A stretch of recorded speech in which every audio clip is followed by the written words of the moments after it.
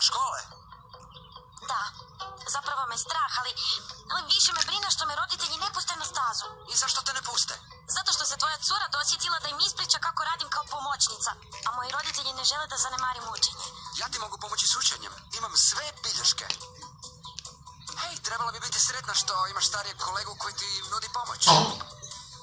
Gle, Mateo, objasnit ću ti nešto, može? Objasni. Dakle, ja živim u Ambarinoj kući. I ona je tvoja cura. To razumiješ, zar ne? I ne trebaju mi nikakvi problemi s njom. Samo sam mislio učiti. A ti si mislila da sam te pozvao van? Ne, nipošto. Osim toga, ne bih ni izašla s tobom. Sigurna? Hej, kompa! Hej! Što radiš? Prekidam nešto?